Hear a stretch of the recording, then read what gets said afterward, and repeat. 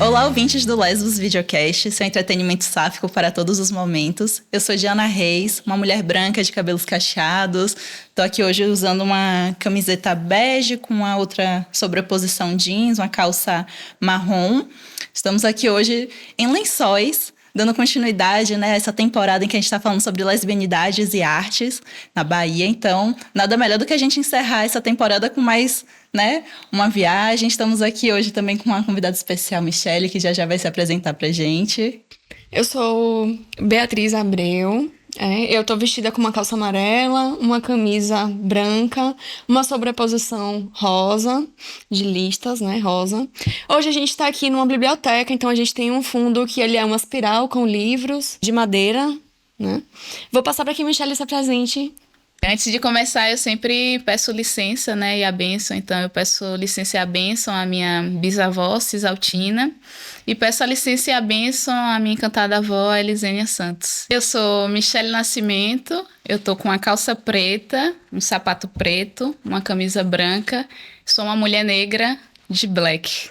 Tenho 26 anos, falo daqui da Chapada Diamantina, Bahia, sou banhada pelas essas águas. Eu sou educadora, militante cultural também, gestora atualmente da Associação Grãos de Luz e Griot e da TV Griot, que é um cineclube de jovens e meninas, né, de Lençóis. E é isso, antes da gente continuar nosso bate-papo, só lembrar que o Lesbos Videocast tem apoio, né, da Lei Paulo Gustavo Bahia, que é o que está permitindo a gente fazer essas itinerâncias e conhecer um pouco mais desse retrato, né, da Bahia a partir, né, dessas artistas lésbicas. E aí eu queria te pedir para você contar um pouco da sua trajetória, Michele, dentro do audiovisual, como é que você começou? Minha trajetória começa dentro de uma associação. Eu entro numa associação nessa intenção de acessar o ensino superior. É a Associação Grãos de Luz e Griot, que trabalha com arte, com educação, com política, né? Com a formação política, artística. E aí eu entro para fazer música, porque minha família tem um apreço assim, por música. Eu tenho uma tia que é guitarrista. Aí eu entro nessa organização para fazer música e para me preparar para acessar o ensino superior. Lá tinha um cursinho de preparatório para o Enem.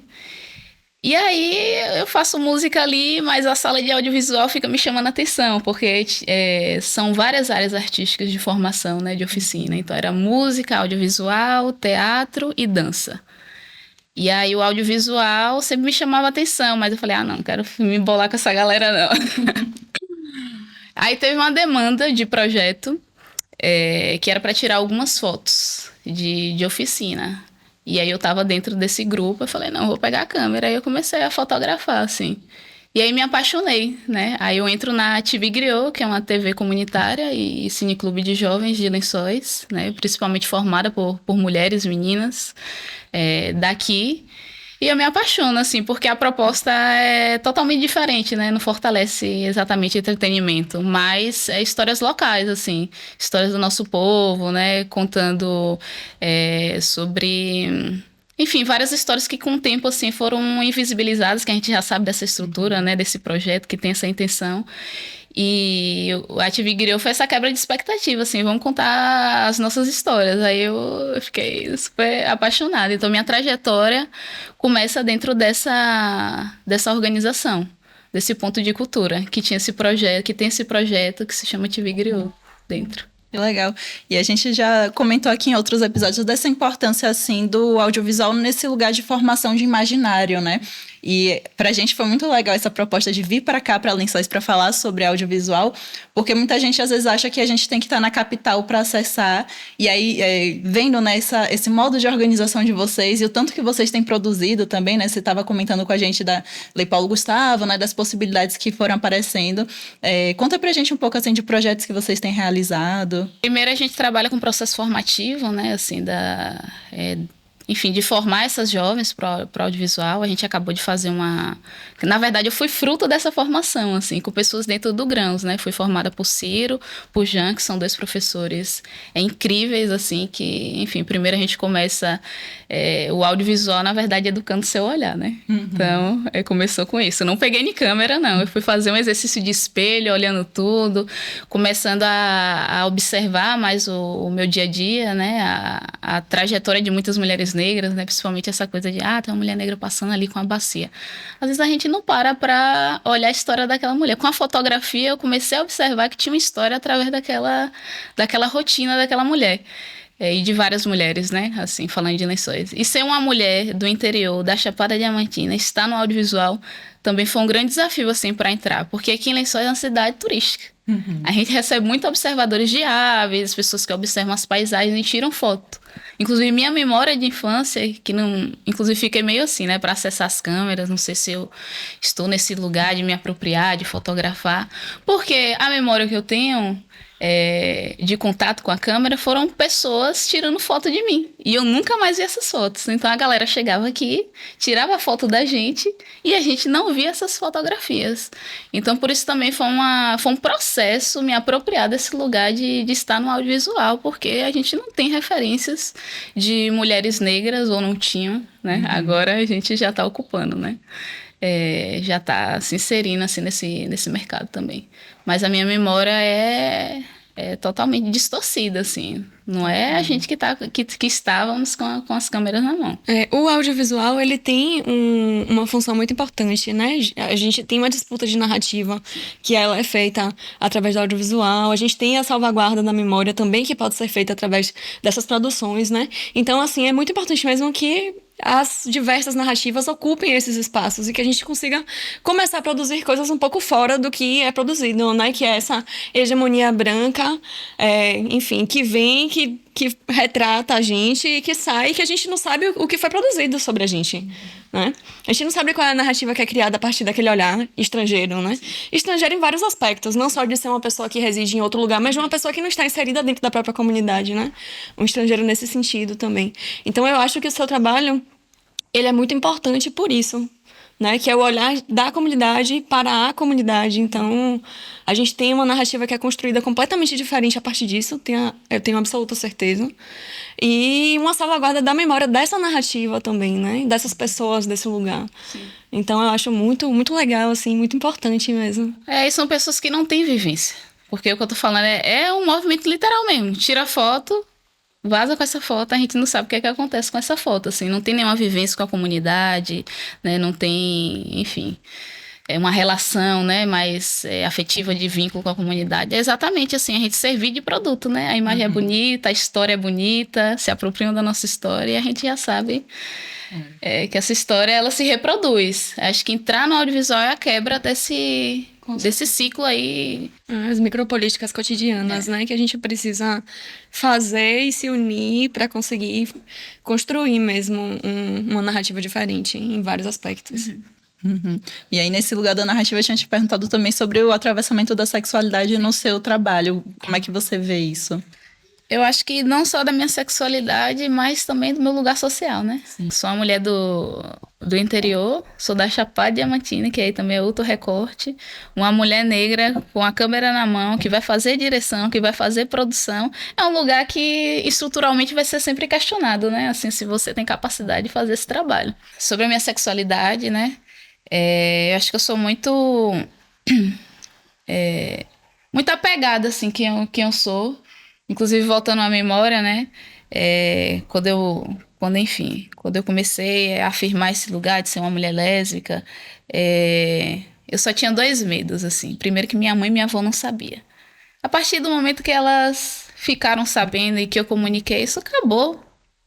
Assim, não tem muito medo, assim, mas eu sei que eu preciso estruturar esse lugar dentro de mim, né, de coragem, mas eu sei que existe várias violências e que vão me afetar, mas principalmente no campo do audiovisual, né, assim como eu falei, é um lugar que sempre é questionado, Mas, por enquanto, eu ainda não estou em lugares de disputa, por exemplo, de fora ainda, né? Eu estou construindo essa trajetória no audiovisual, mas ainda não estou disputando com outros âmbitos, assim, que eu com certeza vai ser um lugar de disputa e talvez de muita violência, assim, né?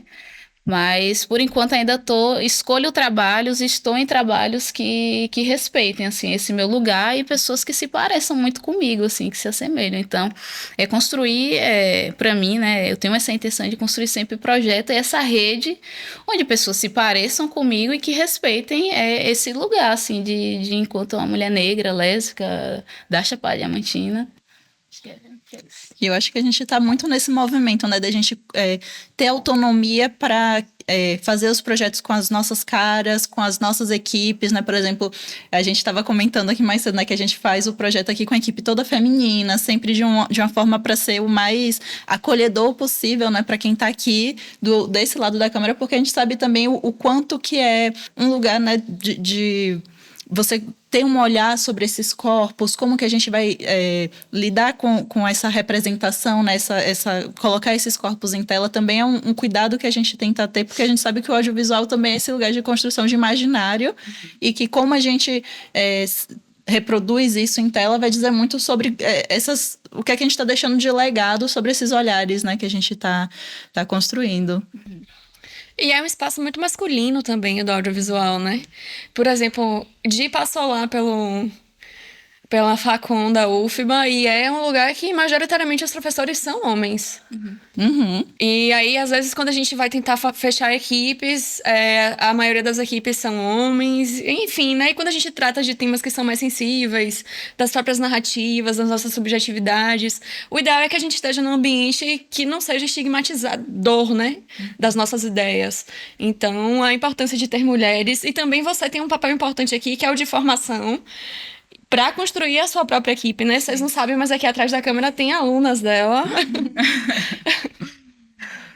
E eu acho que é isso, assim, né? A importância da gente se fortalecer e de construir realmente uma equipe que nos deixe confortável com quem somos, né?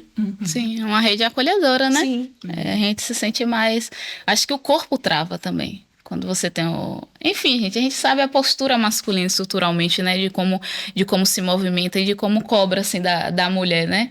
Acho que o movimento feminino, ele tá em outro lugar, assim, mais de empatia, de acolhimento, né? De escuta. E aí, falando do processo formativo, foi isso. Foi incrível, porque a gente tava formando mulheres, elas tinham essa referência também de mim, assim. E aí se sente mais à vontade para ser, né? Porque eu acho que o que trava é isso.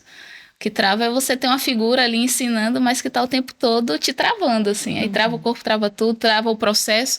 E o processo formativo, e até estar no audiovisual, gravando, tem que ser um lugar leve, assim. A gente tem que começar a construir mais sets mais leves, sem violência, né? A gente vê vários casos aí de irresponsabilidade mesmo, assim, de direções masculinas, né? Tá vendo a mulher ali no GAF, na iluminação, enfim, enfim, em outros lugares, e a direção que já tem esse lugar um pouco a mais, né? Aí cobra de uma forma, assim, muito, muito violenta onde mulheres estão inseridas, né? E as violências que acontecem no set também, né? Eu acho que de um tempo pra cá virou obrigatória a figura de uma... Como é que chama? Comportamental. Ela ensina comportamento para os homens que estão dentro do set, como tratarem as mulheres, né? Não sei dessa obrigatoriedade, não. Deveria ter. Eu acho que para filmes agora é obrigatório. Quando tem cenas de romance, sexo, tem que passar por uma... Eu esqueci o nome da profissional, assim, específica, não me lembro. Mas é de ensinar comportamento para os homens que vão entrar em cena com mulheres, né? É porque é isso, né? Existe uma violência também desse olhar, né? A câmera, enfim, né? Questões éticas que a gente sempre fala. E aí o documentário, né? Como esse trabalho mais documental acaba exigindo um pouco mais da gente esse lugar ético, mas acho que em todo o campo, né, do audiovisual, a gente precisa ter uma postura ética com a equipe, com quem está na frente da câmera, com o que é que a gente está querendo transmitir com essa imagem que a gente está fazendo, né? Qual o tipo de respeito que a gente está tendo ou não, né? Com essas imagens. E aí, é aquele lugar, né? A gente sabe que o cinema audiovisual ele se consolidou muito em cima desse olhar masculino. E aí o lugar da disputa é a gente vir fazendo esse contra-cinema, né? Esse outro fluxo que normalmente está justamente... Eu sou a pessoa da defesa dos documentários, assim, eu trabalho com documentário, porque é um outro lugar que a gente acessa para construir outras narrativas, né? Sim. Financeiramente é mais acessível, é mais, né, mais viável em muitos sentidos, e normalmente as mulheres elas estão fazendo os documentários, né, que é esse lugar da escuta que você falou também, né, de você sair desse lugar de a minha história sobre isso e você começar a ouvir a história de outras pessoas e construir junto um ponto de vista, né, então tem um lugar que é um pouco...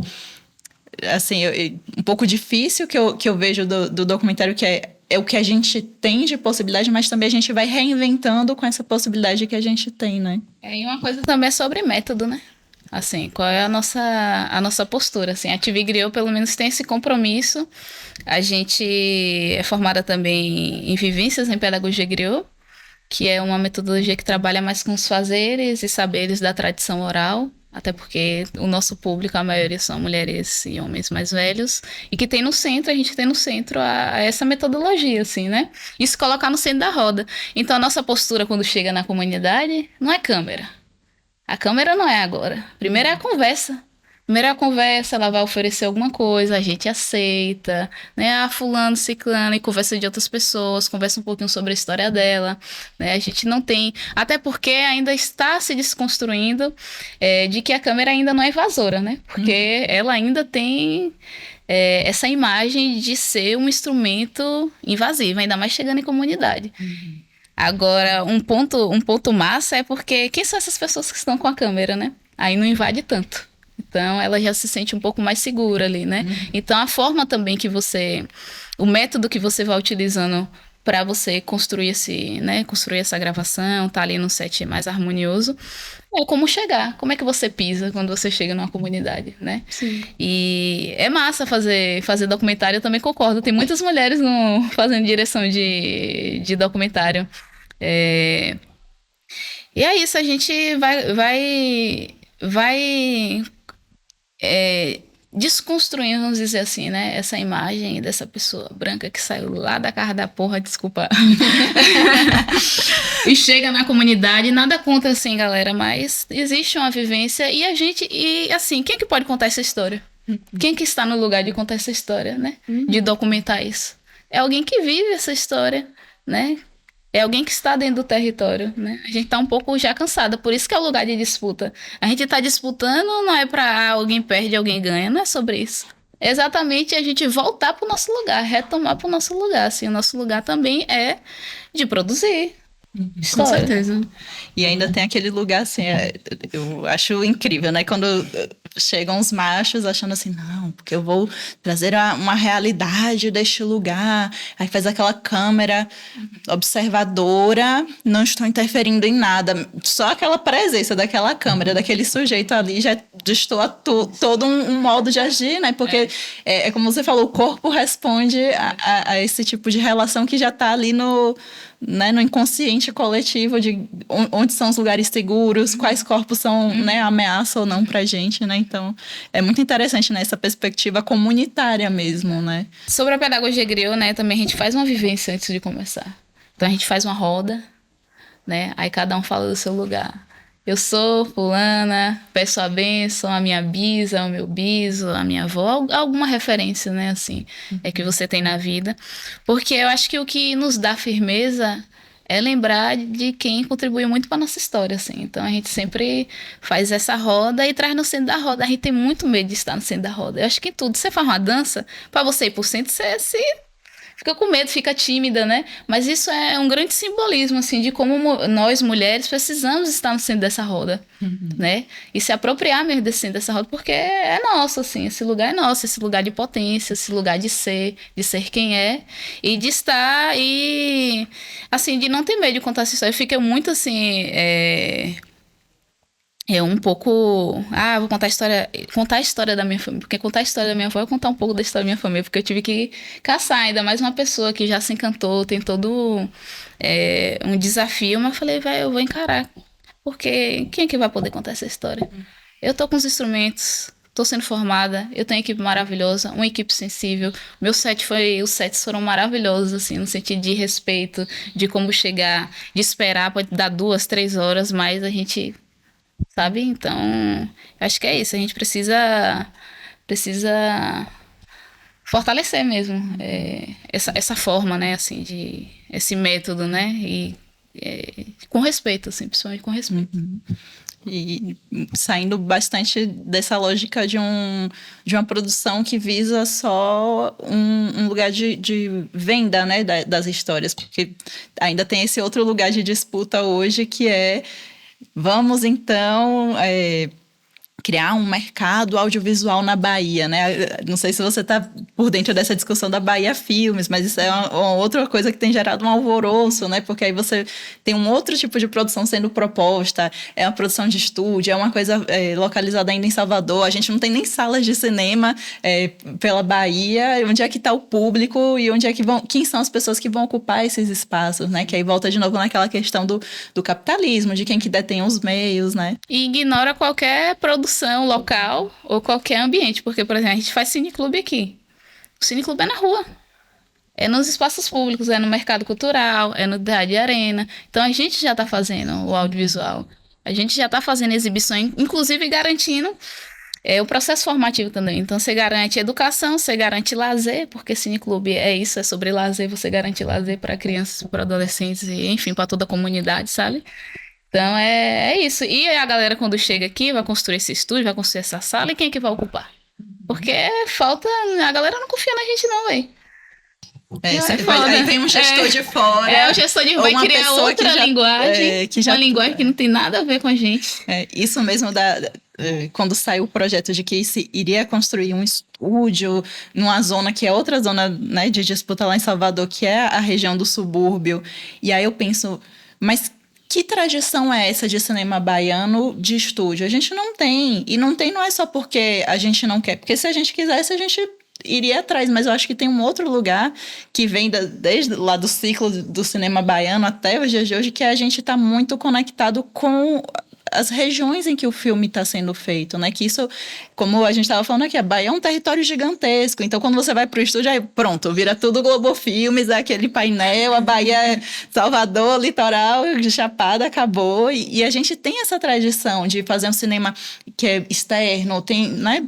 Mostrar essa cara desse lugar para que as pessoas possam conhecer também, né? Então, acho que é bem importante isso que você estava falando. Existe uma coisa que eles poderiam ter feito para além de querer montar um estúdio padrão TV, né? Essas TVs que já são consolidadas e que fazem muitos filmes. Poderia ser uma rede de interação, né? Um ponto... ia marcando os pontos de cultura do cinema e fazia uma rede de integração, que eu acho que seria muito mais proveitoso e a gente teria... a gente combateria, né, essa questão do olhar estrangeiro, que é produzido. Eu tenho percebido que muita coisa que tem sido produzida com a leitura do Nordeste, eles têm colocado um cenário cacto, seco e areia no chão, e o fundo do céu é um céu também de cenário, que eles inserem depois na filmagem um fundo azul com as nuvens. Aí você fica assim, gente, mas... né? Enfim, descaracterizando toda uma região, né? Assim, nesse sentido de conhecer o território, de levar os atores para fazer a vivência, para entender como aqueles, né, personagens que são produzidos, eles existem dentro do território, como é que eles se comportam, como é a dinâmica daquele território. Enfim, tem sido uma leitura mesmo muito assim...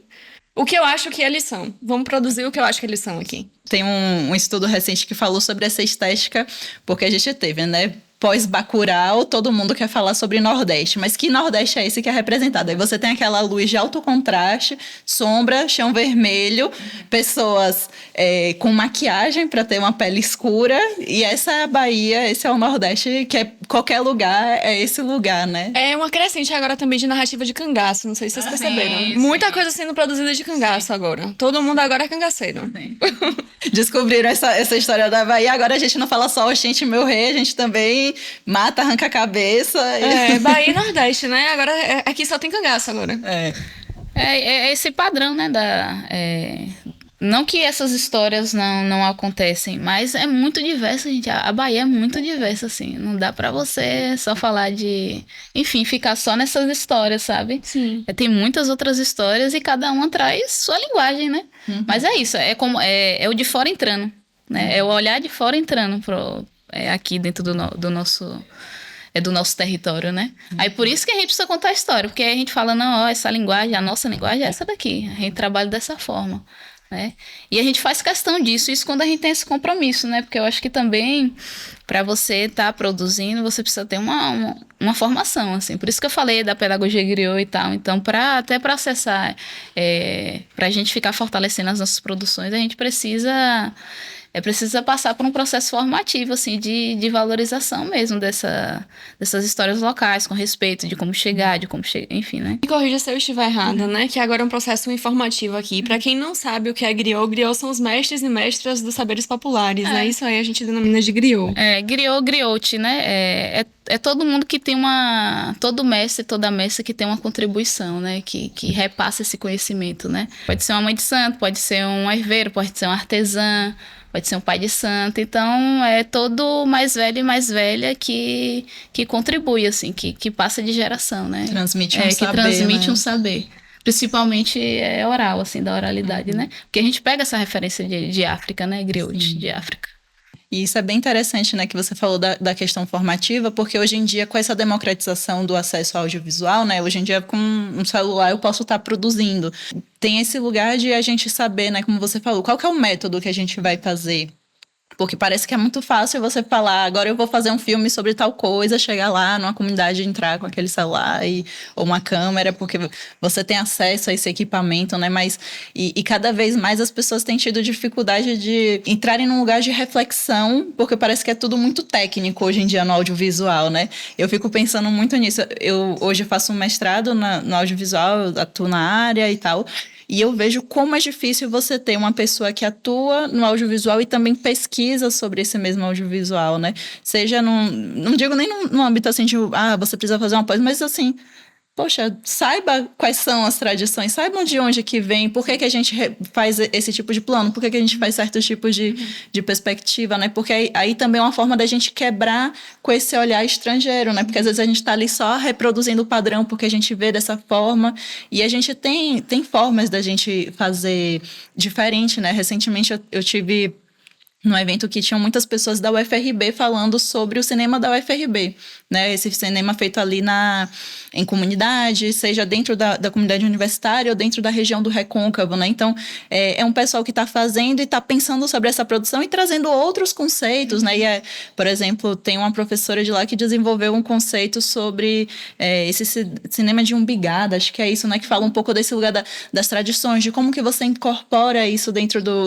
desse cinema e esse lugar também um pouco biográfico, né? Que fala um pouco da região, da pessoa. Então, tipo, são formas de a gente estar produzindo, saindo desse lugar hegemônico, né? Com certeza. Até no processo formativo, né? Quando a gente vai dar uma oficina aqui, a gente faz com celular, velho, porque é o que eles têm.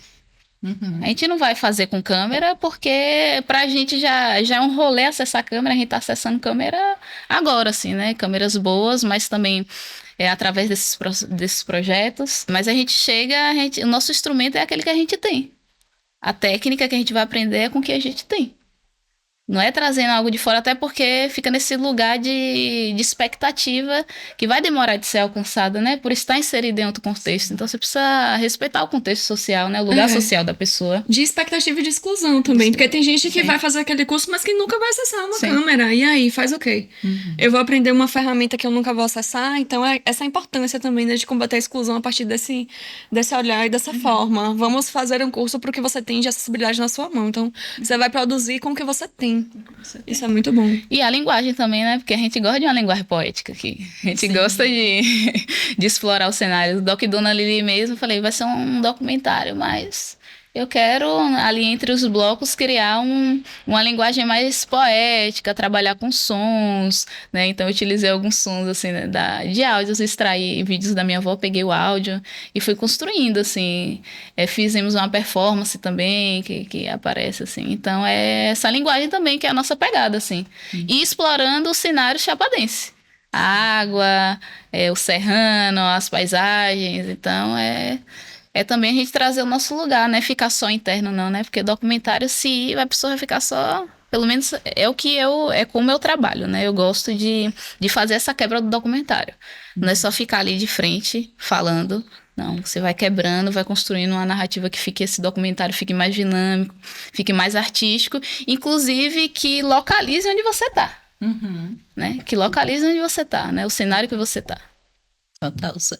A gente traz essa proposta de ir subvertendo as práticas, né? Então, queria já ir te agradecendo por compartilhar um pouco desse seu processo. Acho que para todo mundo que está aí é muito enriquecedor, né? Conhecer outras formas de fazer e a gente pensar em outras formas de trabalhar com cinema, trabalhar com audiovisual. E quem quiser conhecer mais, a TV Griot. TV Griot no Instagram. @TV Griot no Instagram. Michele Nascimento. Ficha Preta, _. E é isso. Conheçam o audiovisual da Chapada também, né? Massa. E a gente tá com diversas produções aí, né? Da TV Griot. Tem um doc Dona Lili, tem Lamentação das Almas também, que é uma história daqui, massa. Direção de Willam Dejan. Então a gente também já tá pegando as direções aí. Aí se vocês quiserem acessar, a gente também tem o YouTube. YouTube TV Griot, Instagram TV Griot. E, enfim, explorem, acessem. É isso. Eu acho que é isso, gente. Aproveita, ajuda a gente na divulgação, curta, comenta, compartilha com a crush, com as amigas, manda pra todo mundo, espalha a palavra.